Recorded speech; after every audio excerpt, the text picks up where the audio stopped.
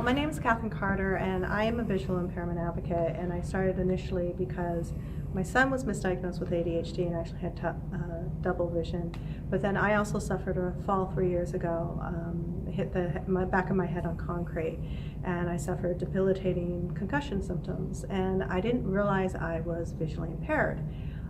That the concussion had actually messed with my ability for my eyes to sync and work as a team, causing the headaches, the vertigo, the inability to read. I was referred for visual rehabilitation, and I did 8 months of it, and as a mom of 5, it literally gave my life back. And I went down to DC, and just on a whim, and went into the offices of members of the armed service and said, this is an issue, we need to help these soldiers. So right now we're drafting language that soldiers who are diagnosed with vision impairment from traumatic brain injury, which 20% of soldiers coming back from Iraq are, they are be legislated that they would actually get access to visual rehabilitation, which has been shown by the Walter Reed Vision Center of Excellence to be 85 to 95% effective in treating the most common impairment from TBI. How can Dundalk TV and the Global Brain Injury Association viewers support what you're doing and help to get this all moving maybe a little bit faster, just give you some support?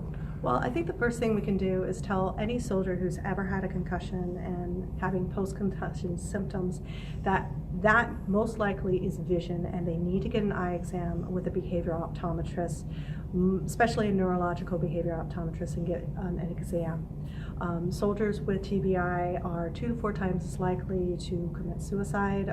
They have higher rates of PTSD, and that's what's motivating the members in the armed service. So I'm working with the members of the military coalition right now on a bill, and having your support in raising awareness, and also working with me on contacting your congressman that you want them to support this bill as a sponsor.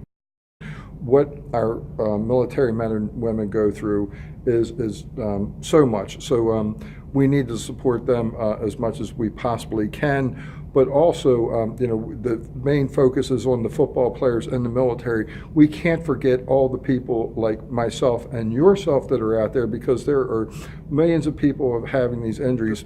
Bringing the awareness is so important. So let me thank you very much for all that you're doing, and I hope to be able to do everything that I can to help move your cause forward. Yeah, and in addition, I'm working on state bills that would add concussion screenings to the school screenings to help our kids, and also eye exams for incarcerated youth, because 83% of them report a history of TBI. And so I hope by raising awareness of the impact of TBI on vision, that more and more people will see that it's a feel-good story, because like with me and with the soldier Andrew, Andrew was PTSD, suicidal multiple times a day for 10 years, and somebody suggested he get an eye exam, and after visual rehabilitation, he's no longer suicidal or PTSD and is thriving. If you'd like to get in contact with me or learn more about what's coming out of Walter Reed Vision Center of Excellence for effective treatment for TBI that doesn't involve drugs or anything else, I'd be more than willing to relay that information.